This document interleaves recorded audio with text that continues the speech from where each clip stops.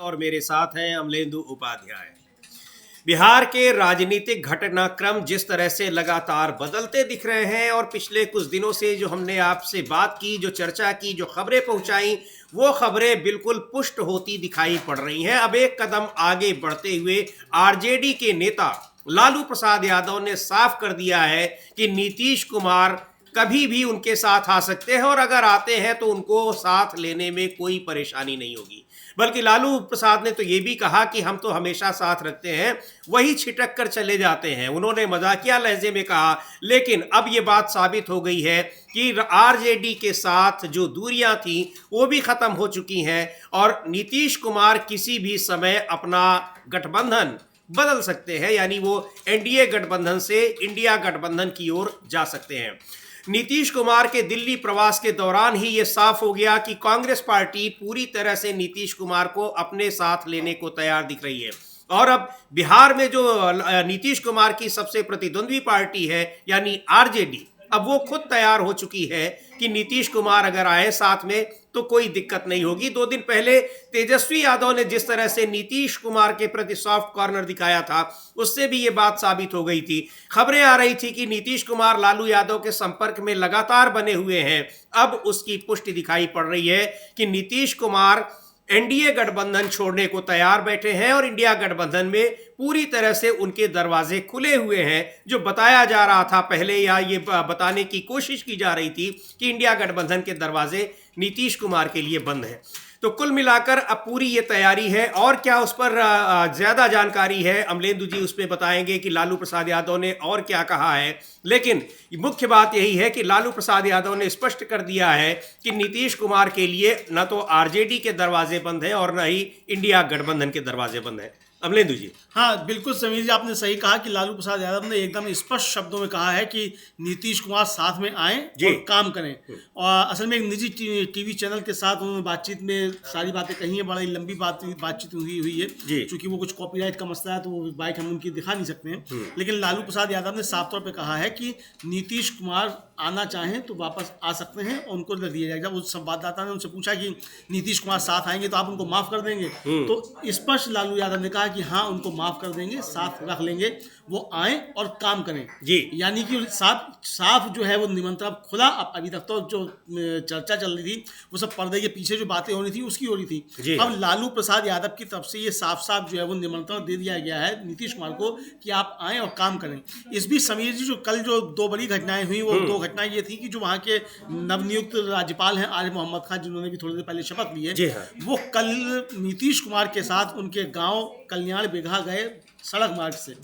और जाहिर सी बात है कि रास्ते में कुछ बातचीत हुई होगी अमलेंदु जी। लेकिन ये तस्वीर, ये जो हम देख रहे हैं स्क्रीन पर, सबसे महत्वपूर्ण इसकी कहानी बताइए जी। इसमें भी आ रहा हूँ। और वहां से लौट के जो है आरिफ मोहम्मद खान राबड़ी देवी के घर गए और फिर जाकर के लालू प्रसाद यादव, राबड़ी देवी और तेजस्वी यादव, इन सबसे मुलाकात हुई। जी हाँ।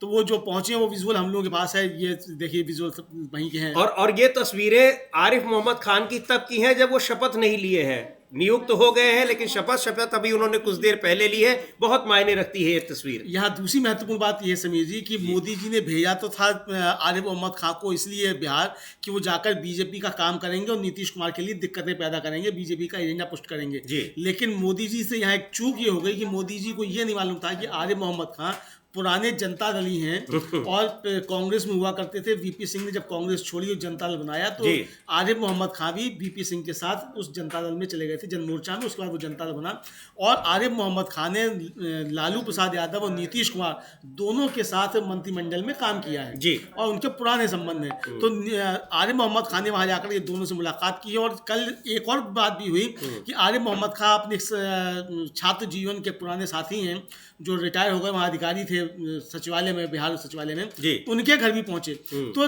आरिफ मोहम्मद खान ने ये संकेत दिया कि वो अपने पुराने साथियों से मिल रहे हैं। तो पुराने साथियों में लालू प्रसाद यादव से भी मिले, नीतीश कुमार से भी मिले जी। और वो अपने छात्र जीवन के पुराने साथी जो हैं बिहार में जो अधिकारी थे उनसे भी मिले।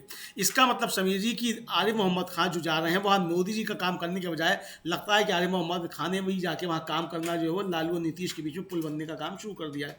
अब साथ गए नीतीश कुमार के साथ क्या क्या बातें हुई, लौट कर आए लालू प्रसाद यादव से मिले, उनसे क्या क्या बातें हुई, ये अब वो सारा रहस्य की बातें चल रही हैं। लेकिन नीतीश कुमार ने लालू प्रसाद यादव ने आज जिस तरीके से खुले तौर पे कहा है कि नीतीश कुमार आए और साथ में काम करें, ये बहुत ज्यादा महत्वपूर्ण है। यानी कि अब बिल्कुल जो है चीजें स्पष्ट हो चुकी हैं।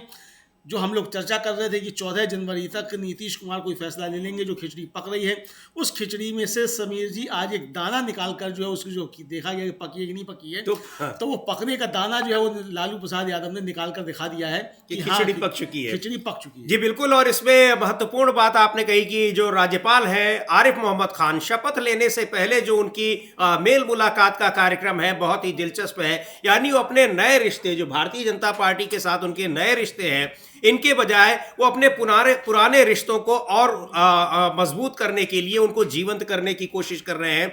अब से थोड़ी देर पहले आरिफ मोहम्मद खान ने शपथ ली है, अब आपको दिखाएंगे। राज्यपाल के बिहार के गवर्नर के तौर पर, अभी तक वो केरल के राज्यपाल थे और उनको भेजा गया बिहार। ये माना जा रहा था कि ये किसी स्ट्रेटजी के तहत उनको भेजा जा रहा है, लेकिन जिस तरह से बिहार में राजनीतिक गतिविधियां बदलती दिख रही हैं, राजनीतिक बदलाव की तैयारियां नीतीश कुमार उनकी शुरुआत कर चुके हैं और वो पुख्ता होती दिखाई पड़ रही हैं, बदलाव की स्थितियां स्पष्ट दिखाई पड़ रही हैं, वो बहुत मायने रखता है। कई सारी चीजें, बहुत से समीकरण साफ हो रहे हैं कि किस तरह से नीतीश कुमार पूरी तैयारी कर चुके हैं इंडिया गठबंधन में जाने की, और मुख्यमंत्री वो बने रहेंगे लेकिन बिहार विधानसभा चुनाव से ठीक पहले वो इंडिया गठबंधन में चले जाएंगे और इंडिया गठबंधन के साथ ही बिहार विधानसभा का चुनाव लड़ेंगे। लालू प्रसाद यादव का यह कहना बहुत मायने रखता है कि नीतीश कुमार के लिए उनके दरवाजे खुले हुए हैं। ये आप पहले देखते हैं, बिहार के गवर्नर आरिफ मोहम्मद खान ने शपथ ली, लेकिन शपथ के पहले जिस तरह से उन्होंने नीतीश कुमार या लालू यादव के घर जाकर उनसे मुलाकात की और नीतीश कुमार के गांव गए, अपने पुराने मित्रों से मुलाकात की, ये इन सारी चीजों के बीच, इन सारी राजनीतिक गतिविधियों के बीच आरिफ मोहम्मद खान का अपने पुराने दोस्तों से इस तरह मिलना भी बहुत मायने रखता है। देखते हैं, आरिफ मोहम्मद खान ने अब से थोड़ी देर पहले शपथ ली है बिहार के गवर्नर के तौर पर। शपथ ली आरिफ मोहम्मद खान ने और बिहार में राजनीतिक बदलाव की स्थितियां बड़ी तेजी से बदलती हुई दिखाई पड़ रही हैं। नीतीश कुमार एक बार फिर गठबंधन बदलने की तैयारी में है और जो दूसरे गठबंधन में जाने की तैयारी में है यानी इंडिया गठबंधन, वहां उनके स्वागत की पूरी तैयारियां हो चुकी हैं। और दूसरी तरफ एनडीए के साथ यानी भारतीय जनता पार्टी के साथ उनका जो दुराव दिख रहा है, राजनीतिक दुराव दिख रहा है, वो भी स्पष्ट है, क्योंकि नीतीश कुमार दिल्ली जाकर वहां बीजेपी के नेताओं से नहीं मिलते हैं। 2 दिन दिल्ली में रहते हैं लेकिन नहीं मिलते हैं। एनडीए की बैठक बुलाई जाती है, उसमें नीतीश कुमार नहीं जाते हैं। गृह मंत्री अमित शाह के बयान को, जिस पर काफी हंगामा मचा हुआ है, बाबा साहब डॉक्टर भीमराव अंबेडकर पर जो उन्होंने बयान दिया, उस बयान पर वो चुप्पी साधे हुए हैं और एक तरह से कहा जा रहा है कि उस बयान को लेकर बेहद नाराजगी है नीतीश कुमार के भीतर भी और उनकी पार्टी यानी जनता दल यूनाइटेड के भीतर भी। इधर केंद्र सरकार की तरफ से ये माना जा रहा है कि ईडी की छापेमारी उनके नजदीकियों के यहाँ हो रही है। ये सारी चीजें दिखा रही हैं कि एनडीए गठबंधन से नीतीश कुमार की दूरी कितनी बढ़ चुकी है और इंडिया गठबंधन में जाने की पूरी तैयारी किस तरह से हो चुकी है, न सिर्फ नीतीश कुमार की तरफ से बल्कि इंडिया गठबंधन के घटक दलों की तरफ से भी। कांग्रेस पार्टी की तरफ से इसके संकेत पहले ही मिल गए और अब सीधे तौर पर, साफ तौर पर लालू प्रसाद यादव एक चैनल को दिए इंटरव्यू में कह रहे हैं कि नीतीश के लिए उनके दरवाजे खुले हुए हैं और उनकी वजह से नीतीश कुमार कभी गठबंधन छोड़कर नहीं गए बल्कि वो अपने आप गए, न कि आरजेडी की वजह से गए। तो ये सारी चीजें बता रही हैं कि बिहार में राजनीतिक बदलाव किस तरह से स्पष्ट हो चुका है और इस राजनीतिक बदलाव के मायने बहुत दूर तक देखे जा सकते हैं। सबसे महत्वपूर्ण बात तो ये है कि केंद्र सरकार के ऊपर इसका बड़ा असर पड़ने जा रहा है और तमाम जो इंडिया गठबंधन के घटक दल हैं उनकी तरफ से इस बारे में बयान भी आते जा रहे हैं। ताजा बयान शिवसेना नेता संजय राउत का है। क्या कहा है संजय राउत ने, अमलेंदु जी? संजय राउत ने कहा है समीर जी कि उनके मन में संदेह है कि 2026 के बाद केंद्र सरकार बचेगी या नहीं बचेगी। उन्होंने कहा कि मुझे लगता है कि मोदी अपना कार्यकाल पूरा नहीं करेंगे और एक बार केंद्र सरकार अस्थिर हो गई तो इसका असर महाराष्ट्र पर भी पड़ेगा। यानी वो कह रहे हैं कि 2026 जो है वो मोदी जी प्रधानमंत्री के तौर पर नहीं देख पाएंगे, लेकिन जो ये लंबी बात होगी, 2026 नहीं देख पाएंगे तो तय है। 2025 शुरू हो गया है, 2025 के शुरू में जिस तरीके से लालू और नीतीश के बीच जुगलबंदी शुरू हुई है, तो ये संकेत मिल रहे हैं साफ तौर पे कि अगर बिहार में अल्टा पलटी होगी तो बिहार की अल्टा पलटी का असर केंद्र की राजनीति पर भी पड़ेगा और नरेंद्र मोदी जो है वो 2025 पूरा नहीं कर पाएंगे। 26 अब वो 2026 कह रहे हैं कि 26 जनवरी कह रहे हैं, ये स्पष्ट होना और बहुत ज़्यादा ज़रूरी है समीर जी। बिल्कुल, और इस तरह से एनडीए गठबंधन के घटक दलों के बीच जिस तरह से बगावत की स्थितियां बनती चली जा रही हैं, महाराष्ट्र में एकनाथ शिंदे बगावती तेवर अभी भी अपनाए हुए हैं, भले ही वहां सरकार बन चुकी है। इधर एनडीए बिहार में एनडीए लगभग टूटने की स्थिति में है, हरियाणा में पहले ही टूट चुका है और अब उत्तर प्रदेश में भी इसके संकेत साफ तौर पर दिखाई पड़ रहे हैं। कैबिनेट मंत्री वहां पर, राज्य सरकार में कैबिनेट मंत्री अपनी सुरक्षा के लिए और आरोप लगा रहे हैं कि राज्य सरकार के अधिकारी उनकी छवि खराब कर रहे हैं, उन पर भ्रष्टाचार के आरोप लगा रहे हैं। वो सरकार से सीबीआई जांच की मांग कर रहे हैं और एसटीएफ के ऊपर, यूपी एसटीएफ के ऊपर आशंका जता रहे हैं कि उनकी जान को खतरा है। ये अपने आप में बहुत बड़ी खबर है, बहुत ही महत्वपूर्ण है कि एनडीए के घटक दलों में न सिर्फ राजनीतिक विद्वेष बढ़ रहा है, बल्कि ये विद्वेष कई और स्तरों तक यानी व्यक्तिगत स्तर पर भी बढ़ता चला जा रहा है, जो साफ दिख रहा है। वहां पर अपना दल एस के नेता और कैबिनेट मंत्री आशीष पटेल ने सार्वजनिक रूप से ये आशंकाएं जताई हैं, आरोप लगाया है और ये भी आरोप लगाया है कि उनकी जान को खतरा है। और खतरा किससे है? वो एसटीएफ यानी जो स्पेशल टास्क फोर्स है उत्तर प्रदेश की, उससे उन्होंने खतरा जताया है। तो इसका मतलब उत्तर प्रदेश में भी एनडीए गठबंधन पूरी तरह से बिखरा हुआ दिखाई पड़ रहा है, क्योंकि एनडीए गठबंधन में उत्तर प्रदेश में जो सबसे मजबूत या सबसे बड़ा दल है वो अपना दल ही है। जी बिल्कुल, सबसे बड़ा दल अपना दल है। और दूसरी बात ये समझ लीजिए, जो अपना दल है उसके जो मुखिया हैं केंद्रीय मंत्री अनुप्रिया पटेल जी, और उनके पति आशीष पटेल और नीतीश कुमार, ये तीनों सजातीय हैं जी, एक ही जाति के हैं। तो नीतीश कुमार के जरिए क्या इस तरीके का कोई ये खेल भी चल रहा है? क्योंकि आशीष पटेल की जो चिट्ठी है उसमें वो साफ तौर पर सामाजिक न्याय की बात कर रहे हैं, तो यानी और खुद को सरदार पटेल का वंशज बता रहे हैं। हम उस ट्वीट को एक बार स्क्रीन पर दिखाना चाहेंगे दर्शकों को जी। और जो सरदार पटेल का वंशज बता रहे हैं, यानी कि अब तलवारें जो हैं साफ तौर पर खिंच चुकी हैं।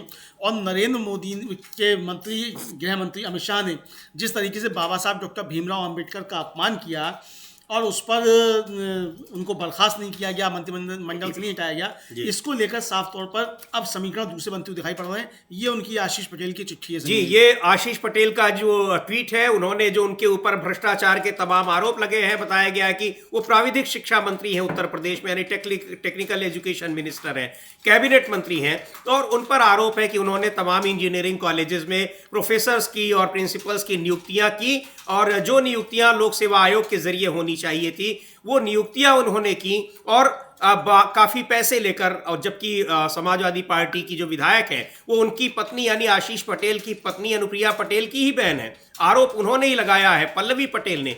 इसको लेकर वो विधानसभा में धरने पर भी बैठी रहीं। तो इसके जवाब में, हालांकि इसके लिए दोषी ठहरा रहे हैं आशीष पटेल शिशिर सिंह को, जो उत्तर प्रदेश में सूचना विभाग के निदेशक हैं और योगी आदित्यनाथ के, मुख्यमंत्री योगी आदित्यनाथ के बेहद करीबी अधिकारी माने जाते हैं। तो वो कह रहे हैं कि उसमें मैंने पहले भी कहा है कि लौह पुरुष सरदार पटेल का वंशज आशीष पटेल डरने वालों में नहीं है बल्कि लड़ने वालों में है। एक लंबा चौड़ा ट्वीट है, मैं उसकी आखिरी पैराग्राफ है जो उसको पढ़कर आपको सुना रहा हूं। अपने शुभचिंतकों के लिए एक विशेष बात कि यदि सामाजिक न्याय की इस जंग में मेरे साथ किसी प्रकार का षड्यंत्र, दुर्घटना हुई तो इसकी सारी जिम्मेदारी उत्तर प्रदेश के स्पेशल टास्क फोर्स की होगी। ये बहुत बड़ी गंभीर बात उन्होंने कही है, यानी अपनी जान को खतरा बताया है, और अपनी जान को खतरा बताया है यूपी एसटीएफ को, स्पेशल टास्क फोर्स को। यूपी एसटीएफ के ऊपर पहले बहुत सारे आरोप लगते रहे हैं कि जो फर्जी एनकाउंटर्स के आरोप उसके ऊपर लगते रहे हैं, और यूपी एसटीएफ को लीड करने वाले अधिकारी भी यूपी के मुख्यमंत्री योगी आदित्यनाथ के बेहद करीबी माने जाते हैं। तो सीधे तौर पर मुख्यमंत्री योगी आदित्यनाथ के खिलाफ ये मोर्चा खुला हुआ दिखाई पड़ रहा है। आशीष पटेल की पत्नी जो केंद्र में मंत्री हैं अनुप्रिया पटेल, उन्होंने भी योगी आदित्यनाथ की सरकार के खिलाफ कई सारे आरोप लगाए थे लोकसभा चुनाव परिणाम के ठीक बाद। ये सारी चीजें बता रही हैं कि भारतीय जनता पार्टी के साथ उसके सहयोगी दलों का रिश्ता उत्तर प्रदेश में भी ठीक नहीं है। और आशीष पटेल की ये चिट्ठी यानी अपना दल की नाराजगी ये बता रही है कि किस तरह से भारतीय जनता पार्टी में राज्य इकाई उत्तर प्रदेश की और केंद्र इकाई दोनों के बीच किस तरह से संबंध कड़वे हो चुके हैं। बिल्कुल समीर जी, बहुत ज़्यादा कड़वे हो चुके हैं संबंध, और ये साफ तौर पर दिखाई पड़ रहा है।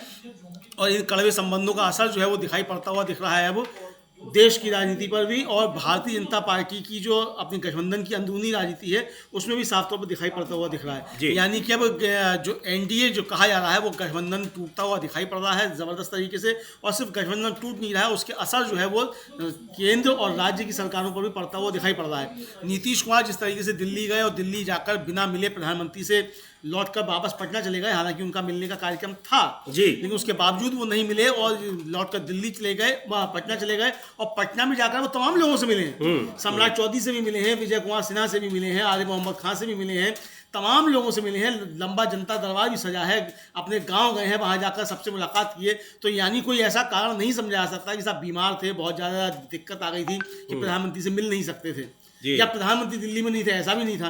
जब कार्यक्रम तय था तो मिल के आना चाहिए था। और एक राज्य का मुख्यमंत्री जब दिल्ली आता है तो प्रधानमंत्री से शिष्टाचार भेंट होती ही होती है, बिल्कुल। लेकिन वो शिष्टाचार भेंट भी नहीं हुई नीतीश कुमार की। तो यानी कि अब बीच में शिष्टाचार भी जो है नरेंद्र मोदी और नीतीश कुमार के बीच में वो समाप्त हो चला है। ये इस बात के संकेत मिल रहे हैं। जी बिल्कुल, इस बात के संकेत मिल रहे हैं। और दिलचस्प बात यह है अमलेंदु जी की इस पूरी कवायद के बीच यानी जो राजनीतिक घटनाक्रम चल रहा है, नीतीश कुमार बिल्कुल खामोश हैं, उनका कोई इस तरह का बयान नहीं आ रहा है। इतनी महत्वपूर्ण घटना घटी, और अब यार बिहार लोक सेवा आयोग की बात मैं कर रहा हूं जिसकी परीक्षा में धांधली के खिलाफ छात्रों का आंदोलन वहां लगातार जारी है, उस पर भी नीतीश कुमार का कोई बयान नहीं आया है। हालांकि उस पर विपक्षी नेताओं के बयान जरूर आए हैं, कई नेताओं के, कांग्रेस पार्टी के राष्ट्रीय अध्यक्ष मल्लिकार्जुन खड़गे तक ने उस पर बयान दिया है। लेकिन इसमें जो महत्वपूर्ण बात यह है कि इन नेताओं के बयानों में तेजस्वी यादव ने भी उस पर बयान दिया है, लेकिन इन बयानों में नीतीश कुमार पर हमला नहीं किया गया है, बल्कि एनडीए सरकार पर हमला किया गया है और भारतीय जनता पार्टी पर हमला किया गया है।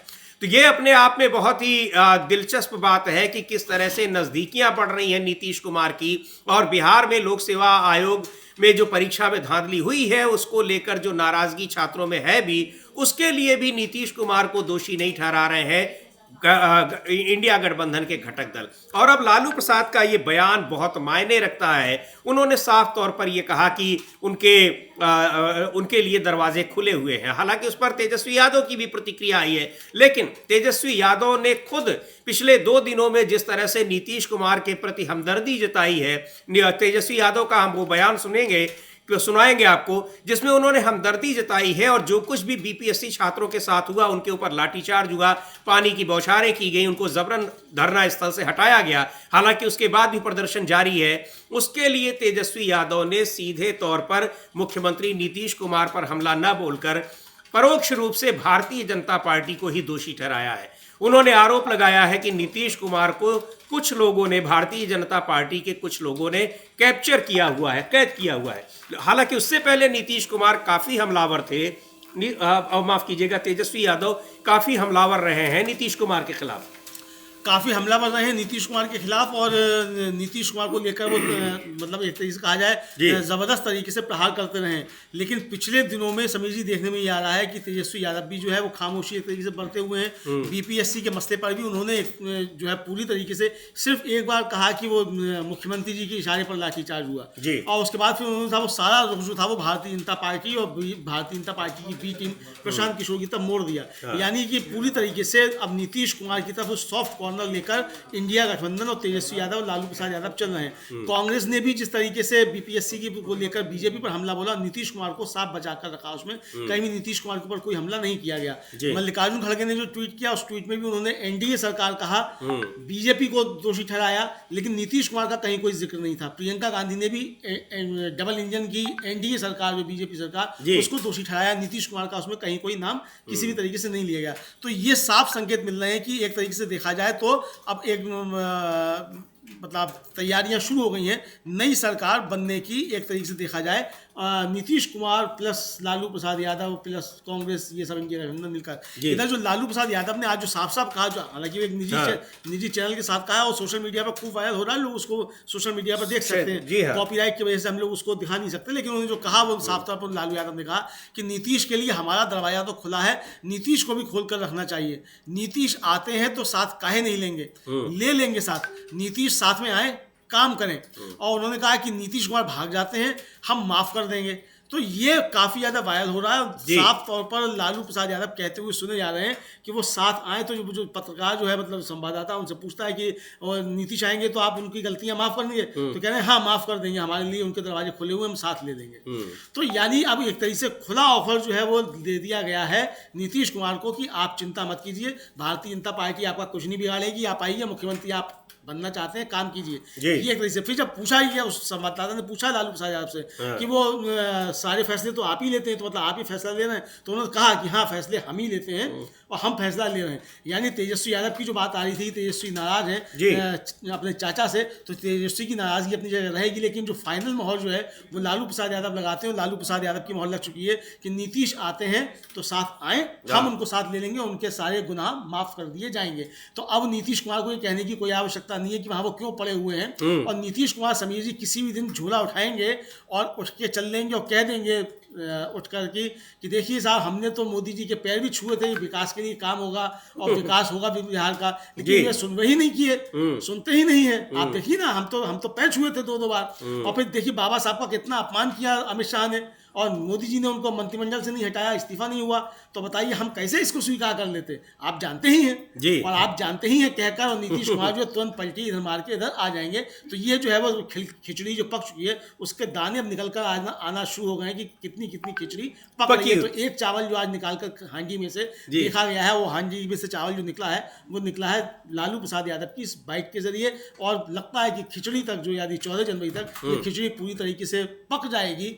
और 15 जनवरी को जब नया सूरज निकलेगा तो बिहार में कुछ नया देखने को मिल सकता है। बिल्कुल नया देखने को मिल सकता है। और जैसे संजय राउत कह रहे हैं कि ये नया बहुत कुछ दिखाएगा, इस नए से केंद्र सरकार में भी कुछ नया होगा और महाराष्ट्र में भी नया होगा। तो बहुत कुछ नए की उम्मीद जताई जा रही है। और जिस तरह से नए गवर्नर पहुंचे हैं बिहार में, यानी आरिफ मोहम्मद खान, वो अपने पुराने नेताओं के साथ जो नए रिश्ते बनाने की कोशिश कर रहे हैं। जो तस्वीर पर हम ये स्क्रीन पर देख रहे हैं कि लालू प्रसाद के घर गए और वहां तेजस्वी, लालू यादव, राबड़ी देवी, सभी लोगों से उन्होंने मुलाकात की और सौहार्दपूर्ण तरीके से वो सारी चीजें बता रही हैं कि किस तरह से जो नीतीश कुमार पिछले कुछ दिनों से लगातार जिस अभियान में लगे हुए थे, वो अभियान उनका पूरा होता दिखाई पड़ रहा है। तेजस्वी यादव लगातार हमलावर भले रहे हैं, तमाम तरह के आरोप लगाते रहे हैं नीतीश कुमार पर, उनकी सरकार पर, लेकिन जिस तरह से वो 17 महीनों की सरकार का वास्ता दे रहे हैं, याद दिला रहे हैं नीतीश कुमार को कि जब आप हमारे साथ सरकार में थे तो आपके ऊपर कोई आरोप नहीं लगे, वो सारी चीजें बता रही हैं कि इस तेजस्वी यादव का भी जो एक विरोध था नीतीश को लेकर, वो कमजोर पड़ चुका है। और अब उनके विरोध का जो इशारा है वो भारतीय जनता पार्टी की ओर है, यानी निशाने पर बीजेपी है। तेजस्वी यादव का ताजा बयान सुनते हैं जो बीपीएससी छात्रों पर लाठीचार्ज के बाद उन्होंने दिया, और उस अपने बयान में किस तरह से वो नीतीश कुमार पर हमलावर नहीं है बल्कि उनका बचाव करते दिखाई पड़ रहे हैं।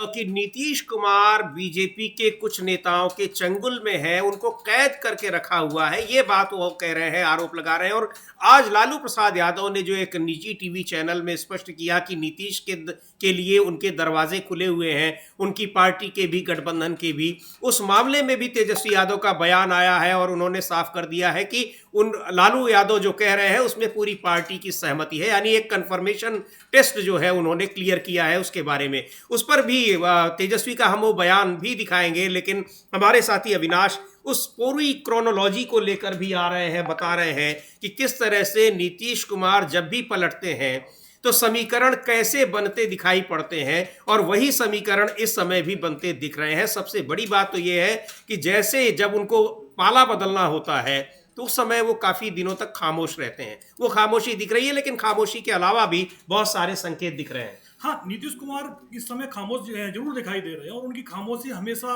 एक तरीके से पलटी मारने का भी संकेत देती है जी।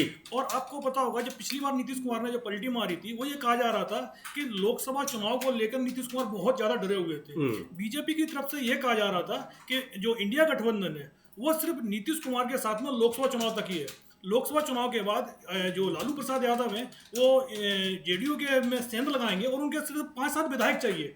5-7 विधायक वो जेडीयू के तोड़ेंगे और उसके बाद अपनी सरकार बना लेंगे, बस क्योंकि वो लोकसभा चुनाव तक ही लालू को और इंडिया गठबंधन को नीतीश की जरूरत है।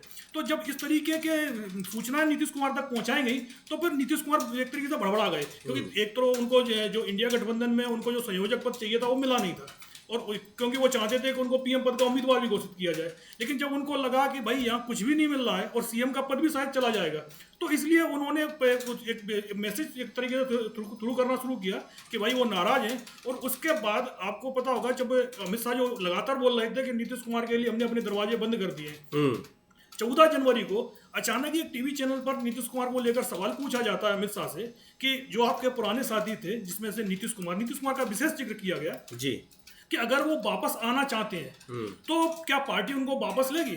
तो अमित शाह ने कहा था कि भाई राजनीति तो किंतु परंतु से नहीं चलती है, पहले उधर से प्रस्ताव तो आए, उसके बाद हम इस पर चर्चा करेंगे कि उनको लेना है कि नहीं लेना है। यानी कि नीतीश कुमार के लिए दरवाजे बंद होने वाली बात अमित शाह ने पूरी तरीके से कहना बंद कर दिया और कहा कि वहां से प्रस्ताव आए और हम तैयार हैं जी। और उसके ठीक 13 दिन बाद नीतीश कुमार, क्योंकि 14 तारीख को अमित शाह का बयान आता है और 27 तारीख को नीतीश कुमार पलटी मार जाते हैं, ठीक 13 दिन बाद। अब आप देखिएगा कि ये लगातार चर्चा चल रही है कि 14 तारीख को नीतीश कुमार पलटी मार सकते हैं, उससे ठीक 13 दिन पहले 1 तारीख को 1 जनवरी को लालू प्रसाद यादव एक यूट्यूब चैनल को अपना इंटरव्यू देते हैं और ये बोलते हैं कि हमने नीतीश कुमार के लिए अपने दरवाजे खोल दिए हैं, आए और मिलकर सरकार चलाएंगे।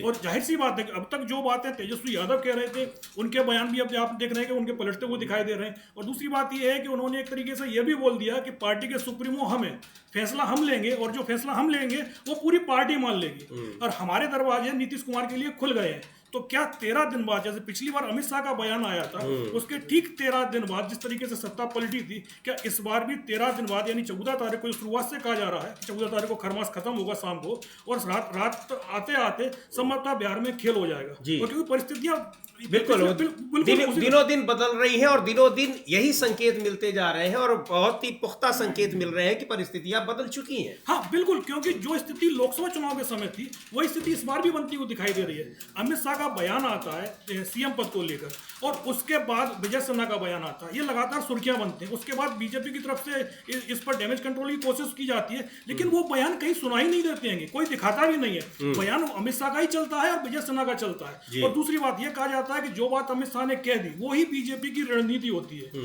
तो अमित शाह ने जो चीज बोली है, अमित शाह ने तो उससे पलटी नहीं मारी है।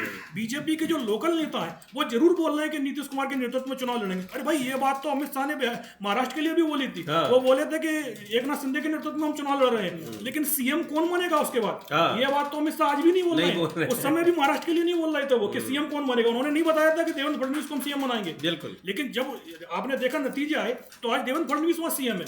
और यही स्थिति बिहार के लिए भी अमित शाह सेट किए हुए हैं कि भाई आप लोग विधानसभा चुनाव तक, जब भी 2025 के लास्ट में जो नवंबर में होना है, तब तक तो नीतीश कुमार के साथ हम चला लेंगे, नीतीश के नेतृत्व में चुनाव भी लड़ लेंगे, लेकिन सीएम कौन बनेगा ये अमित शाह आज भी बताने को तैयार नहीं है। जिस तरीके से महाराष्ट्र को लेकर हर दाव अपना एक तरीके से छुपाए हुए थे, वही दाव वो इस समय वो खेल रहे हैं बिहार के लिए। और ये बात अब नीतीश कुमार को भी खटकने लगी है, क्योंकि कहा यही जा रहा है कि जो अमित शाह ने कहा है बीजेपी की वही रणनीति है। और यदि वही रणनीति है तो जाहिर सी बात है यदि नीतीश कुमार बीजेपी के साथ रहते हैं तो उनको सीएम पद नहीं मिलेगा। बिल्कुल, और इसी षड्यंत्र को भांप गए नीतीश कुमार, खासतौर पर जब उन्होंने महाराष्ट्र की स्थिति उनके सामने आई, एकनाथ शिंदे किस तरह से किनारे लगा दिए गए, उसके बाद ही वो अपनी ये रणनीति बनाने की शुरुआत करते हैं, इंडिया गठबंधन से पींगे बढ़ाते हैं और उनके सहयोगियों के यहाँ छापे भी पड़ते हैं। ये सारी चीजें उसके बाद से दिखाई पड़ रही हैं, लेकिन अब स्थितियां काफी कुछ स्पष्ट होती दिख रही हैं। हाँ बिल्कुल बिल्कुल, वही स्थिति दिखाई दे रही है कि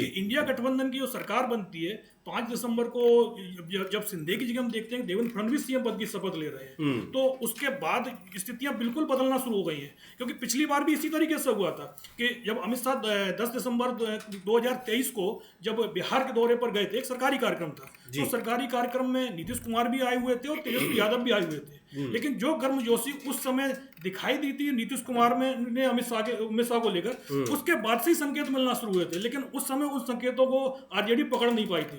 लेकिन इस बार जो हालत बने, जो महाराष्ट्र में गवर्नमेंट चेंज हुई है, उसके बाद से ही नीतीश कुमार बिल्कुल एक तरीके से हिल गए हैं कि यदि यही खेल बीजेपी बिहार में करेगी तो नीतीश कुमार के पास कुछ बचेगा भी नहीं। और दूसरा, नीतीश कुमार को डर एक और लग रहा है कि जिस तरीके से ललन सिंह और संजय झा जो पार्टी के अध्यक्ष हैं वो बीजेपी के फेवर में बयान दे रहे हैं, तो नीतीश कुमार को अपनी पार्टी टूटने का भी डर लग रहा है, जो 2022 जैसा ही लग रहा है जब आरसीपी सिंह थे और आरसीपी सिंह के थ्रू बीजेपी जेडीयू में सेंध लगा रही थी। क्योंकि महाराष्ट्र का खेल उस समय भी नया नया हुआ था जब शिवसेना टूटी थी, और उसके बाद जेडीयू का नंबर दिखाई दे रहा था, तो उस समय नीतीश कुमार ने समय पर उस चीज को भांपा और पलटी मार गए। और वही इस ऑपरेशन लोटस सफल नहीं हो पाया, वहां उन्होंने ऑपरेशन लोटस हुआ तो, लेकिन मुख्यमंत्री की कुर्सी नहीं जाने पाई। हाँ बिल्कुल, नीतीश कुमार समय पर इस चीज को भांप गए थे और उन्होंने बाकायदा 1.5-2 महीने के अंदर पूरा अपना एक तरीके से शतरंज पर अपने मोहरे सेट किए। और आरसीपी सिंह को सबसे पहले तो उन्होंने पैदल किया कि भाई उनको जाने ही नहीं दिया राज्यसभा में, उन्हें मजबूरी में इस्तीफा देना पड़ गया, नहीं तो वो केंद्रीय मंत्री बने हुए थे। और उसके बाद उन्होंने आरसीपी सिंह को पहले तो पार्टी से बाहर निकाला और उसके और खुद पलटी मार गए, क्योंकि यदि नीतीश कुमार ज्यादा समय रहते तो उनकी पार्टी उनके हाथ से निकल जाती। जो हालत आज की तारीख में हम एनसीपी और शिवसेना की देख रहे हैं, वही हालत नीतीश कुमार की होती है, वो अपनी पार्टी के ही नेता नहीं होते।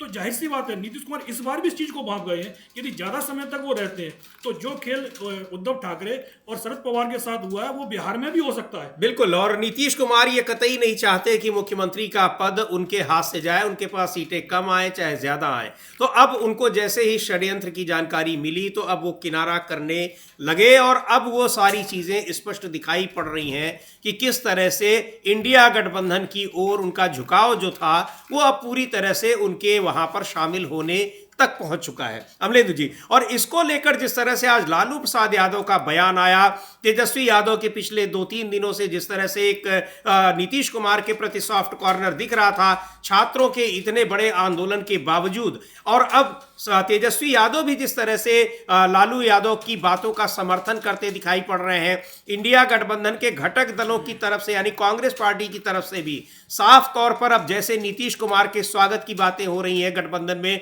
उससे स्पष्ट हो चुका है कि नीतीश कुमार जिस अभियान में लगे हुए थे वो सफल हो चुका है। पहले सुनते हैं तेजस्वी यादव ने क्या कहा है लालू प्रसाद यादव के इस बयान के बाद।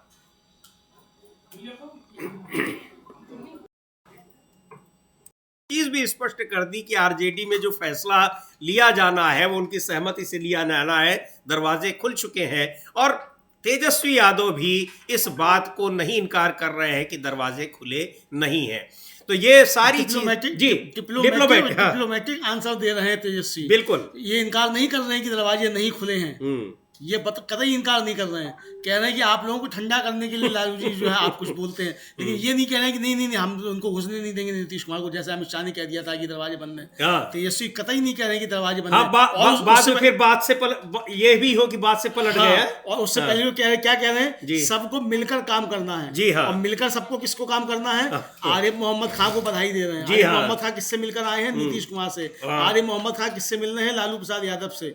यानी सबको मिलकर काम करना है। तो नीतीश कुमार, आरिफ मोहम्मद खान, लालू प्रसाद यादव, इन सबको मिलकर काम करना है। क्या ये संदेश है तेजस्वी यादव का, समीर जी? जी बिल्कुल, ये संदेश है या नहीं है। और इससे भी महत्वपूर्ण बात अमलेंदु जी, हमने मल्लिकार्जुन खड़गे और प्रियंका गांधी के ट्वीट दिखाए हैं जब उन्होंने बीपीएससी छात्रों पर आंदोलन को लेकर जो ट्वीट किया, किस तरह से नीतीश कुमार का नाम एक भी बार पूरे ट्वीट में नहीं लिया। और अब बिहार में जो प्रदेश कांग्रेस के नेता हैं उनके भी बयान आ रहे हैं और वो भी इसी तरह से आ रहे हैं कि साथ मिलकर काम करना है, जिस साथ की बात अमलेंदु जी कर रहे हैं। तो जो कांग्रेस पार्टी के प्रदेश अध्यक्ष रह चुके हैं शकील अहमद खान, एक बार उनका बयान सुनते हैं, वो क्या कह रहे हैं बिहार में जो नई राजनीतिक खिचड़ी पक रही है उसको लेकर। कर दिया है कांग्रेस पार्टी ने भी, आरजेडी ने भी, नीतीश कुमार की तरफ से जो कुछ हो रहा है वो साफ दिखाई पड़ रहा है।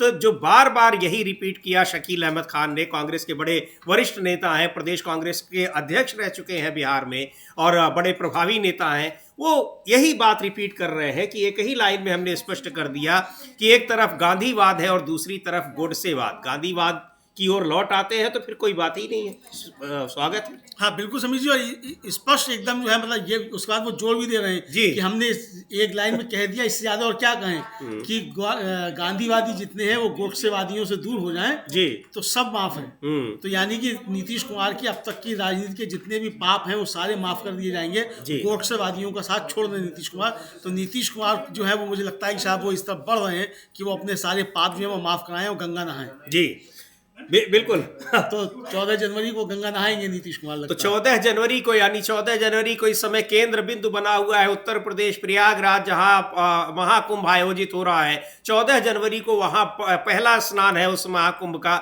लेकिन ऐसा लग रहा है कि जो राजनीतिक महापर्व है वो बिहार से शुरू होने वाला है, उसका केंद्र बिंदु बिहार ही रहेगा। हालांकि महाकुंभ को भी जिस तरह से एक राजनीतिक पर्व बना दिया गया है पिछली बार से लेकर अब तक, वो उसको लेकर भी सरकार निशाने पर है। लेकिन वो है तो खैर धार्मिक आयोजन ही, उसको लेकर चाहे जितनी राजनीति हो, और धर्म में राजनीति जब जाती है तो उसका प्रभाव क्या पड़ता है लोकतंत्र में, वो देश की जनता ने इस बार 2024 के चुनाव में दिखाया है। उसका स्पष्ट दिखाई पड़ा किस तरह से वो रहा है। लेकिन ये जो बिहार में राजनीतिक घटनाक्रम देखा जा रहा है, एक बड़े बदलाव की जो आहट सुनाई पड़ रही है, उससे ये साफ है कि ये बदलाव केवल बिहार में नहीं होने वाला है, ये बदलाव दूर तक जाएगा। और सबसे महत्वपूर्ण बात ये कि केंद्र स्तर पर इस बदलाव का असर साफ तौर पर दिखाई पड़ेगा और सबसे पहले दिखाई पड़ेगा। और जैसा कि संजय राउत ने कहा है कि महाराष्ट्र पर भी पड़ेगा, तो निश्चित तौर पर महाराष्ट्र पर भी पड़ेगा। और इसके अलावा भी जहां एनडीए गठबंधन की सरकारें होंगी और जहां भारतीय जनता पार्टी अल्पमत में होगी, वहां सभी जगहों पर उसका प्रभाव पड़ना स्वाभाविक है, बहुत स्पष्ट है, साफ। हाँ बिल्कुल समझिए, सब जगह असर पड़ेगा इसका। और सबसे बड़ी बात यह है कि जो हम लोगों ने कल भी चर्चा की थी और आज उस पर चर्चा कर लिया जाए कि नीतीश कुमार अकेले नहीं आएंगे, एनडीए को जबरदस्त तरीके से तोड़फोड़ कर आएंगे नीतीश कुमार। नीतीश कुमार के साथ चिराग पासवान भी होंगे और उनके साथ एकनाथ शिंदे भी होंगे और अनुप्रिया पटेल भी होंगी। जी हाँ, ये जो समीकरण तैयार हो रहा है ये बहुत ज़्यादा महत्वपूर्ण है। एक तो चिराग पासवान की जो दूरियां थी नीतीश कुमार के साथ वो दूर हो चुकी हैं, क्योंकि चिराग पासवान को जिस तरीके से मोदी ने झटका दिया और जिस तरीके से उनकी पार्टी तोड़ी गई, उनके घर का सामान निकालकर सड़क पर फेंका गया था, वो सारी चीज़ें अभी भी शूल की तरीके से चिराग पासवान के दिल में चुभ रही हैं। और चिराग पासवान को लगता है कि भारतीय जनता पार्टी उनके साथ फिर इसी तरीके का कोई बर्ताव कर सकती है। तो जब बदला लेने का समय आएगा तो जाहिर सी बात है राजीव जी, समीर जी, कि राजनीति में कोई भी व्यक्ति अपना अपमान कराने के लिए नहीं आता है, और जब मौका मिलता है तो जिसने अपमान किया उससे बदला भी लेता है। नरेंद्र मोदी भी तमाम लोगों से बदला लेते हैं, तो नरेंद्र मोदी ने जितने लोगों के अपमान किए हैं, क्या वो नरेंद्र मोदी से बदला लेना नहीं चाहेंगे समय आने पर? जी। तो चिराग पासवान भी उन लोगों में शामिल है जो नरेंद्र मोदी से बदला लेना चाहेंगे उस अपमान का। और वो शुभ घड़ी शायद आने वाली है जब चिराग पासवान के हाथ में लड्डू होंगे कि वो नरेंद्र मोदी से अपना बदला ले सकें। जी बिल्कुल। और एकनाथ शिंदे का भी जिस तरीके से अपमान हुआ है, तो उनके हाथ में भी एक वो लड्डू जो है आने वाले हैं कि उन्हें वो भी अपना बदला ले सकें। और ये लड्डू आएंगे नीतीश कुमार की बदौलत, क्योंकि नीतीश कुमार अपने साथ चिराग पासवान, एकनाथ शिंदे, अनुप्रिया पटेल, इनको लेकर जब आएंगे तो मोदी जी ठन गोपाल होकर 14 जनवरी के बाद क्या करेंगे देखना होगा। और ये तो जो अपमान की बात और बदला लेने की बात, आप राजनीतिक बदले की बात कर रहे हैं अमलेंदु जी, वो तो अब दिखाई पड़ रहा है कि भारतीय जनता पार्टी के भीतर भी ये चीजें, ये कवायद शुरू हो चुकी है। 20 सांसदों का लोकसभा में वोटिंग से बाहर हो जाना, जबकि गठबंधन के सहयोगी दलों के सांसद रहे हैं, मौजूद रहे हैं, लेकिन भारतीय जनता पार्टी के ही 20 सांसद गायब हो गए। और उनमें भी वही नाम है जिनको बताया जाता है कि किसी न किसी तरह से ये प्रधानमंत्री नरेंद्र मोदी के विरोधी हैं, और प्रधानमंत्री नरेंद्र मोदी उनको हमेशा राजनीतिक रूप से किनारे लगाने की कोशिश करते रहते हैं। वो ऐसे नाम भी उसमें शामिल रहे। तो ये बहुत ही महत्वपूर्ण बात है कि भारतीय जनता पार्टी के भीतर भी अब जो स्थितियां बन रही हैं, तो प्रधानमंत्री नरेंद्र मोदी को लेकर वहां पर एक विरोध जो पहले दबा हुआ रहता था वो खुलकर सामने आ रहा है। उसका बड़ा उदाहरण तो ये भी है कि अभी जो विधानसभा चुनाव हुए हैं, चाहे हरियाणा हो, महाराष्ट्र हो या झारखंड हो, वहां के तमाम नेताओं ने प्रधानमंत्री नरेंद्र मोदी के कार्यक्रम तक नहीं लगाए। ये अपने आप में बड़ी हैरानी की बात है कि 6 महीने पहले जहां लोकसभा चुनाव पूरा उन्हीं के फेस पर लड़ा गया हो, वहां उनको कार्यक्रम में नहीं बुलाया जा रहा है, यानी उनकी रैलियां तक नहीं करवाई जा रही हैं, उनकी किसी उनकी उसमें कोई दिलचस्पी नहीं ले रहा है। और एक और महत्वपूर्ण बात आपको बताएं अमलेंदु जी की, अभी जो परीक्षा पर चर्चा प्रधानमंत्री जी हर साल करते हैं, उसमें छात्र जो है वो रजिस्ट्रेशन ही नहीं करा रहे हैं। अभी एक खबर आई है, एक अखबार में मैं पढ़ रहा था कि उत्तर प्रदेश की ये बात है कि जहां टारगेट दिया गया है लाखों छात्रों के रजिस्ट्रेशन का, वहां कुछ हजार छात्रों ने केवल रजिस्ट्रेशन कराए। 5 लाख का टारगेट दिया गया और 14,000 के रजिस्ट्रेशन हुए सिर्फ। 5 लाख का टारगेट था कि परीक्षा पे जो है चर्चा होगी मोदी जी की, उसमें 5 लाख छात्र ने, और उन 5 लाख छात्रों के जो टारगेट था उसमें सिर्फ 14,000 छात्रों का रजिस्ट्रेशन हुआ। ये खबर आई है। तो यानी कि और इसमें महत्वपूर्ण बात है, उत्तर प्रदेश से ये खबर आई है, जो आंकड़ा बता रहे हैं अमलेंदु जी की 5 लाख का टारगेट था उत्तर प्रदेश में और महज 14,000 का रजिस्ट्रेशन हुआ है। उत्तर प्रदेश में भारतीय जनता पार्टी की ही सरकार है। कितने अच्छे रिश्ते हैं केंद्रीय नेतृत्व से और राज्य नेतृत्व के, वो हमेशा दिखाई पड़ता रहता है। और ये जो रजिस्ट्रेशन में कमी होना, बहुत कुछ ये बात बता रही है। बिल्कुल समझिए, ये साफ संकेत है कि अब मोदी जी की जो फर्जी बातें हैं कोई सुनना नहीं चाहता। अब मोदी जी बताइए, परीक्षा पे चर्चा करेंगे तो मोदी जी ने कौन सी परीक्षा दी है कोई छात्र उनसे परीक्षा चर्चा करेगा? जी, तो ये वो टिप्स देते हैं कि कैसे आपको पढ़ाई करनी है, लिखना है, नंबर अच्छे लाने हैं। तो नंबर अच्छे लाने की इसकी मोदी जी क्या टिप्स देंगे? पहले अपने नंबर ही बता दें कि किस स्कूल में पढ़े तो उसका स्कूल के मार्कशीट अपनी जारी कर दें। तो बहुत सारे सवाल इसको लेकर, तो वो उनका सर्टिफिकेट तो प्रेस कॉन्फ्रेंस में दिखाया गया था, नहीं वो फिर रख लिया गया ना जेब में, फिर से उसको दोबारा जारी किया जाना चाहिए जी। हालांकि हमारी कोई ऐसी मांग नहीं है कि वो जारी करे, कहीं भी पढ़े मोदी हमें से क्या लेना है। लेकिन छात्र जो है, जो मन में सोच रहे हैं, हम तो उसकी बात कर रहे हैं कि छात्र मन में ये सोचते हैं कि मोदी जी क्या बताएंगे आके। यही बताएंगे कि बादलों में जो है जहाज छुप जाता है, राजा पकड़ नहीं पाता है, यही बताएंगे। नाली से गैस बन सकती है, यही बताएंगे। तो ऐसी विद्वता लेकर कौन छात्र जो है वो विद्वान बनना चाहेगा? अब ये छात्रों के ऊपर निर्भर करता है। तो यानी ये इसका कुल मिला के जो समीर जी जो अर्थ है वो ये है कि प्रधानमंत्री की लोकप्रियता किस तरीके से जबरदस्त तरीके से घट रही है और उनका असली चेहरा जो सामने आता चला जा रहा है। और ये बात सिर्फ राजनीतिज्ञों के बीच नहीं बल्कि जनता के आम लोगों के बीच में जा रही है। और राजनीतिज्ञों का दम जो इसलिए बढ़ रहा है कि ये सही समय मोदी जी को उनकी सही जगह दिखा दी जाए, तो ये उनके अंदर की चीजें शुरू हो। और एक चीज और भी है कि इसको जो चूंकि पहले तो लगातार दबाव रहता था कि रजिस्ट्रेशन कराना है, ज्यादा से ज्यादा छात्रों को ले जाना है। प्रधानमंत्री जब मन की बात करते हैं तो तमाम नेता उसको देख रहे हैं, उसको वो तस्वीरें खींचकर पोस्ट करते हैं। ये सारी चीजें होती रही हैं। लेकिन इसमें यह भी अब साफ नजर आ रहा है कि तमाम अधिकारी जो इसका रजिस्ट्रेशन कराते हैं और ज़्यादा से ज़्यादा संख्या में रजिस्ट्रेशन हो, उनकी दिलचस्पी भी अब ख़त्म हो रही है। और शायद उनके ऊपर भी राज्य सरकार का कोई अब दबाव नहीं है कि आप बढ़ाओ चाहे ना बढ़ाओ, चाहे जितने लोग देखें या ना देखें। हाँ बिल्कुल बिल्कुल सही बात है। और ज़्यादा से ज़्यादा बस ये करो और जगह जगह LED लगवाओ, ताकि मतलब वो खर्चा जो है वो वसूला जा सके। जी, यानी कितना खर्चा जो है सरकारी खर्च किया जाता है और किस तरीके से सरकारी खर्च का मतलब सरकारी धन का दुरुपयोग किया जाता है, और सरकारी धन के आम जनता का धन है उसका दुरुपयोग किया जाता है, ये प्रधानमंत्री की छवि निर्माण करने के लिए। और वो छवि भी ध्वस्त होती चली जा रही है। तो ये पैसा खर्च करने का फायदा क्या हुआ नरेंद्र मोदी को अगर छवि ध्वस्त हो गई तो? ये सवाल है। बिल्कुल। और कई बार देखा गया है कि उनके तमाम भाषणों की चर्चा होती है, लेकिन और YouTube पर डाले गए रहते हैं या तमाम सोशल मीडिया पर, उनके व्यूज बड़े कम आए रहते हैं, यानी लोगों की उसमें दिलचस्पी नहीं रहती है। ऐसे भी कई बार हुआ। लाइक्स के कई हजार गुना तो बंद ही करवा दिया है, वो डिसलाइक्स हो जाते हैं। जी हाँ, लाइक्स की तुलना में डिसलाइक्स की संख्या बढ़ जाती है। लेकिन ये तमाम बातें ये बता रही हैं कि केंद्र में सरकार किस कमजोर स्थिति में है।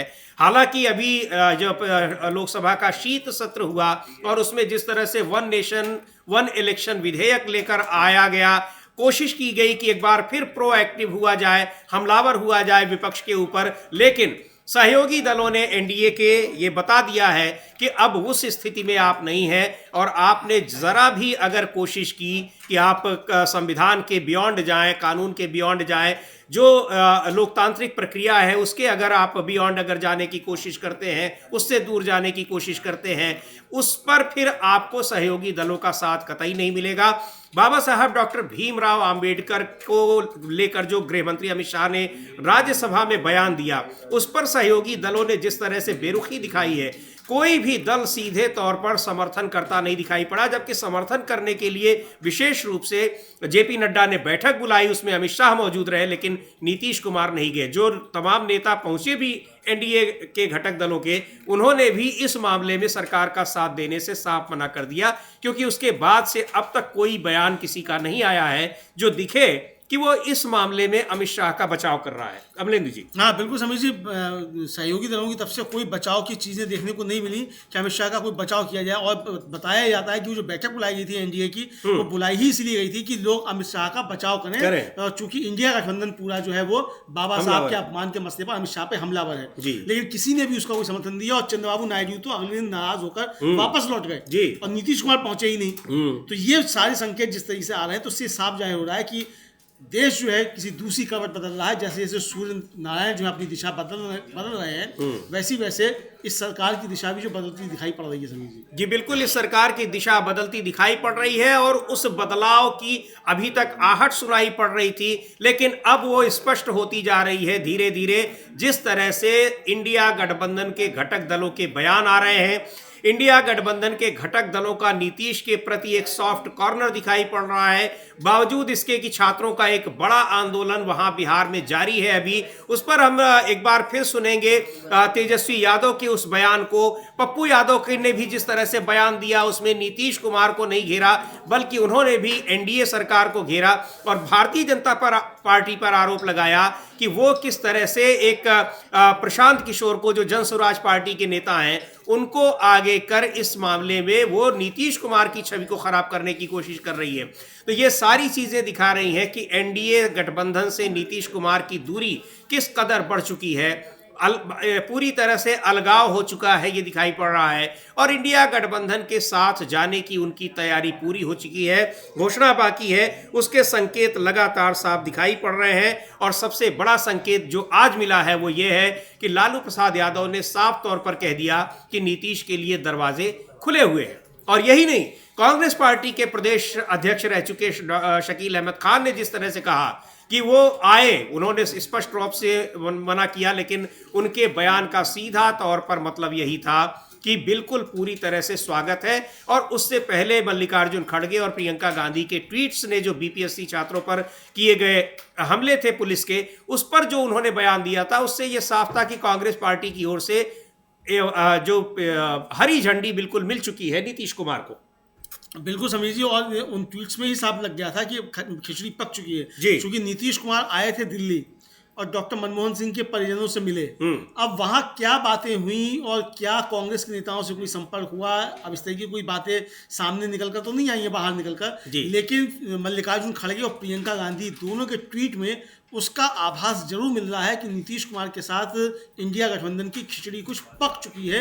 ये उन ट्वीट्स में साफ जाहिर हुआ समझिए, क्योंकि निशाना जो था वो पूरा भारतीय जनता पार्टी पर और एनडीए की सरकारों पर था। नीतीश कुमार का उसमें कहीं कोई जिक्र नहीं था, ना प्रियंका गांधी के ट्वीट में और ना मल्लिकार्जुन खड़गे के ट्वीट। जी बिल्कुल, एक बार देखेंगे कि किस तरह से मल्लिकार्जुन खड़गे ने एक लंबा चौड़ा ट्वीट किया, लेकिन उस पूरे ट्वीट में नीतीश कुमार का जिक्र नहीं है, जबकि छात्रों पर जो लाठीचार्ज हुआ उसके लिए जिम्मेदार पुलिस अधिकारी हैं। पुलिस विभाग गृह मंत्रालय के अधीन आता है और गृह मंत्रालय नीतीश कुमार के ही पास है बिहार में। मल्लिकार्जुन खड़गे लिख रहे हैं कि बीपीएससी अभ्यर्थियों पर बिहार की एनडीए सरकार द्वारा बर्बरतापूर्वक लाठीचार्ज व अमानवीय अत्याचार, पेपर लीक और धांधली को छिपाने के लिए किया गया है। युवाओं पर तानाशाही का डंडा चलाकर उनके मनोबल को तोड़ने का प्रयास बेहद शर्मनाक व निंदनीय है। भाजपा वालों ने पूरे देश में पेपर लीक माफिया का जाल बिछा रखा है, जिससे युवाओं का भविष्य बर्बाद हो रहा है। पिछले 7 सालों में 70 से अधिक पेपर लीक हुए हैं। बीपीएससी परीक्षा में 3,28,000 युवाओं का भविष्य अधर में लटका हुआ है। जब धांधली पकड़ी जाती है तो भाजपा निर्लज्जता से इनकार करती है या युवाओं पर लाठियां बरसाकर उनका मुंह बंद करवाना चाहती है। इस पूरे ट्वीट में एक भी जगह नीतीश कुमार का नाम नहीं लिखा हुआ है। पूरा आरोप भारतीय जनता पार्टी पर है और यह भी कहा जा रहा है कि पिछले 7 सालों में 70 से ज्यादा पेपर लीक हुए और उन्हीं जगहों पर लीक हुए हैं जहां बीजेपी की सरकारें हैं। पेपर लीक को लेकर भी गुजरात लॉबी की चर्चा होती है, क्योंकि तमाम जो पेपर लीक में जिन एजेंसियों ने पेपर करवाए थे उनका संबंध गुजरात से रहा, और इस मामले में केंद्र सरकार सीधे तौर पर निशाने पर आ जाती है। बिल्कुल समीर जी, और देखिए कि जिस तरीके से मल्लिकार्जुन खड़गे ने आखिर में जो लिखा कि जब झूठ पकड़ा जाता है तो लाठियां चलवाती है जी। अब लाठियां चलवाती है तो भाई आपको निशाना सरकार पे करना था तो नीतीश कुमार पे करते, लेकिन नीतीश कुमार का कहीं कोई जिक्र नहीं, जनता दल यूनाइटेड का कहीं कोई जिक्र नहीं किसी तरीके का, सारा निशाना भारतीय जनता पार्टी पे यानी कि और एनडीए पे। तो यानी ये साफ तौर पर संकेत कि भाई ये जो भी कुछ हो रहा है ये बीजेपी करवा रही है, नीतीश कुमार का इसमें कहीं कोई रोल नहीं है। एक तरीके से ये संकेत देने की कोशिश, या कल को आने वाले समय में कुछ सवाल जो है ना पूछे जाए कि नीतीश कुमार ने ऐसा किया था और वैसा किया था, तो उसका रास्ता पहले ही निकाल कर चला जा रहा है कि नीतीश कुमार ने कुछ नहीं किया था, जो भी कुछ किया था वो बीजेपी ने किया था, इसीलिए हमने नीतीश कुमार को वापस अपने साथ ले लिया। तो ये साफ देखने पे मिल रहा है, और ये इशारा साफ तौर पे करता है। आज तो लालू प्रसाद यादव ने एक तरह से पुष्टि कर दी जब उन्होंने कहा कि हाँ नीतीश को हम ले लेंगे, उन्हें माफ कर देंगे, हमारे दरवाजे खुले हैं। जी बिल्कुल, और नीतीश को माफ कर देंगे तो आरजेडी की तरफ से भी बिल्कुल हरी झंडी मिल चुकी है। हरी झंडी वैसे तो पहले ही मिल चुकी थी, लेकिन अब वो हरी झंडी की चर्चा सार्वजनिक प्लेटफॉर्म पर होने लगी है। ये महत्वपूर्ण बात है, चाहे वो कांग्रेस पार्टी की तरफ से हो रही हो, चाहे आरजेडी की तरफ से हो रही हो। और ये बहुत ही महत्वपूर्ण मुद्दा है कि नीतीश कुमार पिछले कुछ दिनों से जिन तैयारियों में लगे थे, राजनीतिक बदलाव की जिन कोशिशों में लगे थे, उसमें वो कामयाब होते दिखाई पड़ रहे हैं। महत्वपूर्ण बात यह है कि केवल बिहार में ही कामयाब वो नहीं हो रहे हैं, जिस तरह से गठबंधन के घटक दलों के संपर्क में, एनडीए गठबंधन के घटक दलों के संपर्क में है, जो इस समय भारतीय जनता पार्टी के साथ जुड़े हैं, चाहे वो लोक जनशक्ति पार्टी हो बिहार की ही, चाहे वो तेलुगु देशम पार्टी हो आंध्र प्रदेश की, चाहे वो महाराष्ट्र की एकनाथ शिंदे हो, इन सब पार्टियों के साथ उनका संपर्क है। दिल्ली आने पर उन्होंने तमाम लोगों से मुलाकात की, हालांकि बीजेपी के किसी भी नेता से उन्होंने मुलाकात नहीं की। तो अपने आप में ये महत्वपूर्ण है। इंडिया गठबंधन को एक ये भी संकेत वो दे रहे हैं कि अकेले गठबंधन से मैं ही नहीं आ रहा हूं, बल्कि पूरा का पूरा जो एनडीए गठबंधन है वो टूटने और बिखरने को तैयार बैठा है, और वो सारा का सारी पार्टियां इंडिया गठबंधन में से मिलने को, हाथ मिलाने को तैयार बैठी हुई है। ये बड़ा संकेत जो दिया है नीतीश कुमार ने, वो अपने आप में महत्वपूर्ण है। और अब उत्तर प्रदेश में भी जिस तरह से एनडीए गठबंधन टूट की कगार पर दिख रहा है, आरोप प्रत्यारोप मुख्यमंत्री के ऊपर, कैबिनेट मंत्री के ऊपर मुख्यमंत्री के अधिकारी लगा रहे हैं, और कैबिनेट मंत्री मुख्यमंत्री के अधिकारियों पर आरोप लगा रहे हैं। ये साफ दिखाई पड़ रहा है कि नीतीश कुमार का जो लक्ष्य है वो केवल बिहार तक नहीं, बल्कि एक बड़े बदलाव का उनका लक्ष्य है, जिसकी ओर आगे बढ़ते दिखाई पड़ रहे हैं। बिल्कुल समझिए, बड़े लक्ष्य को बढ़ते हुए दिखाई पड़ रहे हैं, और सिर्फ बिहार नहीं बल्कि देश की राजनीति भी बदलनी है, इस तरीके की भी चर्चाएं चल रही हैं। इधर आरिफ मोहम्मद खान जो अभी नए बने हैं गवर्नर, और गवर्नर बने हैं और अभी अभी शपथ लिए उन्होंने, और कल वो नीतीश कुमार से मिले, लालू प्रसाद यादव से मिले। उनकी एक बाइट आई है समीर जी, और उनका कहना ये है कि बिहार जो है वो उसकी एक रिच हिस्ट्री है, मतलब उसका एक समृद्ध इतिहास है, उनका कहना ये है। और बिहार के लोग जो हैं उनके अंदर बहुत क्षमताएं हैं, वो देश चला रहे हैं जी, ये देश चला रहे हैं। ये जो है, अब क्या इसका संकेत निकाला जाए तो क्या नीतीश कुमार अब देश चलाने के लिए भी तैयार हो रहे हैं जी, और बिहार के लोगों से ही देश चल रहा है, नीतीश कुमार और चिराग पासवान से। तो नीतीश कुमार देश चलाने के लिए आगे बढ़ रहे हैं। क्या आज मोहम्मद खान के इस वक्तव्य का ये भी अर्थ निकाला जा सकता है जी? हालांकि उन्होंने सीधे सीधे इस तरह की बात नहीं कही है, लेकिन कह भी नहीं सकते हैं, संवैधानिक पद पर बैठे हुए हैं। नहीं, हालांकि संवैधानिक पद पर बैठे हुए लोग बहुत कुछ कहते रहते हैं जी, जगदीप धनखड़ कहते रहते हैं, तो खुद ये भी बहुत कुछ कह चुके हैं, ये भी कुछ कह चुके हैं, और यहाँ तक कि खुद धरने पर बैठ चुके हैं, सड़क पर धरने पर बैठ गए थे केरल में जी। तो ये जो कुछ कर, मतलब ये भी बोल सकते हैं। तो इसलिए जो ये कह रहे हैं उसके जो निहितार्थ हैं वो निकाले अगर जाए समीर जी, तो ये भी कुछ इशारे दे रहे हैं। तो चल तो बिहार में कुछ बहुत ज्यादा रहा है। बिल्कुल, और सुनते हैं क्या कहा आरिफ मोहम्मद खान ने। लेकिन महत्वपूर्ण बात यही है कि आरिफ मोहम्मद खान को भेजा किसी और मकसद से गया, ऐसा कहा जा रहा है। ये हालांकि राज्यपालों का जो ट्रांसफर होता है वो एक प्रक्रिया होती है, प्रशासनिक प्रक्रिया होती है, लेकिन ऐसा माना जा रहा है कि किसी विशेष उद्देश्य से वो यहाँ भेजे गए। लेकिन आरिफ मोहम्मद खान, जैसा अभी अमलेंदु जी बता रहे थे, कि अपने पुराने रिश्तों को, पुरानी दोस्ती को वहाँ पर जीवंत करने में लगे हैं। लालू यादव, नीतीश कुमार, ये सभी लोग उनके साथ जनता दल के समय के साथी हैं, जब ये सारे लोग राजनीति में नए थे, और आरिफ मोहम्मद खान इन सारे लोगों के साथ वो भी राजनीति में थे, उसी पार्टी में थे, जनता दल में ही। तो अब ये बदलाव, उस पर आरिफ मोहम्मद खान की क्या भूमिका है, क्या नहीं है, चूंकि इन स्थितियों में राज्यपाल की भूमिका भी महत्वपूर्ण हो जाती है। लेकिन आरिफ मोहम्मद खान का जो झुकाव दिखाई पड़ रहा है लालू यादव और नीतीश कुमार की तरफ, वो बड़ा महत्वपूर्ण है, बहुत ही अहम है। और ये बयान कि केंद्र की सरकार बिहार की बदौलत चल रही है, अपने आप में बड़ा मायने रखती है, बहुत सारे मैसेज दे रही है, संदेश दे रही है, राजनीतिक संदेश दे रही है। सुनते हैं क्या कहा है आरिफ मोहम्मद खान ने।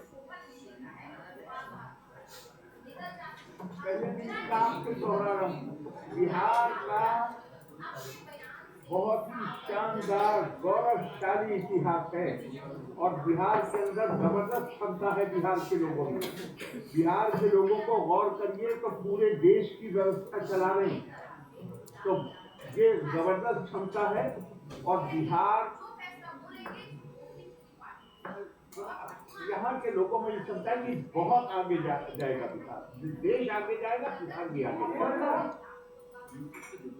तो देश भी आगे जाएगा, बिहार के भी आगे जाएगा। यहाँ के लोगों में बड़ी क्षमता है, बहुत सारी क्षमता है, निश्चित तौर पर क्षमता है, और उन क्षमताओं में राजनीतिक क्षमता भी आती है। बिहार के जो तमाम नेता रहे हैं, उन्होंने बिहार में ही नहीं बल्कि देश की राजनीति में भी अहम रोल प्ले किया है, जिसका जिक्र कर रहे हैं आरिफ मोहम्मद खान। बहुत स्पष्ट तरीके से तो उन्होंने कोई बात नहीं कही, लेकिन राजनीतिक बयानबाजियों में तमाम ऐसे संदेश छिपे रहते हैं जिनके मायने बहुत दूर तक जाते हैं और बहुत उसमें गहराई रहती है उन बातों में। तो आरिफ मोहम्मद खान का वहाँ जाना और शपथ लेने से पहले ही जो अपने पुराने जनता दल के साथी नेता हैं लालू यादव, नीतीश कुमार, उनसे मुलाकात करना, वो अपने आप में बहुत महत्वपूर्ण है। और ये सारी चीज़ें, बहुत सारी चीज़ें, लेकिन सबसे महत्वपूर्ण बात तो ये कि जो लालू प्रसाद यादव ने कहा कि नीतीश कुमार के लिए दरवाजे खुले हुए हैं, वो अब स्पष्ट संकेत है इस बात का, या कंफर्मेशन टेस्ट है